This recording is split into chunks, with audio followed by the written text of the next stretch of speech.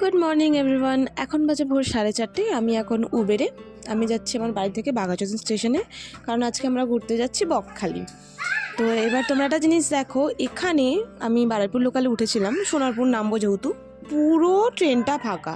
ওখানে একজন কাকিমানা জেঠিমা বসেছিলেন, বাট আমি সত্যি খুব ভয় পাচ্ছিলাম। তারপর ভাবলাম যে সোনারপুর নেমে সেই তো ট্রেন চেঞ্জ করবো সবার সাথে, তাই গেছি। তো এবার সোনারপুর থেকে এই ট্রেনটা উঠেছি, এটা দেখো। আচ্ছা, এরা দুজন হচ্ছে দুটো বৌদি, আমি ইন্ট্রোডিউস করাই।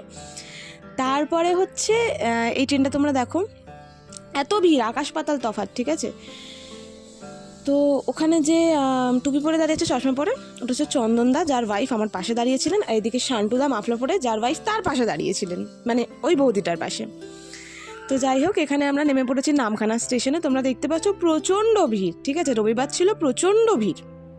তো এবার তারপর আমরা এখান থেকে অটোতে উঠেছিলাম। তো অটোটা যাচ্ছিল না, কারণ আরও প্যাসেঞ্জার নেওয়ার কথা ছিল, হয়তো 2জন না 3জন, আমি জানি না। তো এবার এখানে তোমরা সবাইকে দেখতে পাবে। ওই দিকে ওই বৌদিটা বসে আছে, ওটা দেখা যাচ্ছে না ঠিকই। তো ওই বৌদির একটা ক্লিপ আছে, তোমরা পরে দেখতে পাবে। তো এখানে আমি সবাইকে নিয়ে একটা ভিডিও করছিলাম। তারপর এখানে অটো ছেড়ে দিয়েছে। আমরা ভীষণ এক্সাইটেড ছিলাম, কারণ আমি প্রথমবার যাচ্ছি বকখালি। তো এই যে এই জায়গাটা তোমরা দেখতে পাচ্ছ, ওই যে ওই পাশে শান্টুদার বৌদি বলছিল আমি ক্যাপচার করেছি, আমি করেছি ক্যাপচার।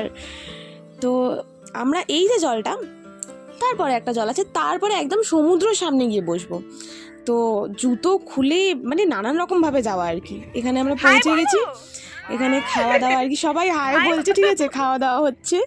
আর এই দিকটা তোমরা দেখতে পাচ্ছ পুরো সমুদ্র, মানে লিটারালি আমি পুরো 10 বছর পর সমুদ্র ছুটছি, আমার আনন্দটাই আলাদা, ঠিক আছে। তো বাকিটা নেক্সট পার্টে।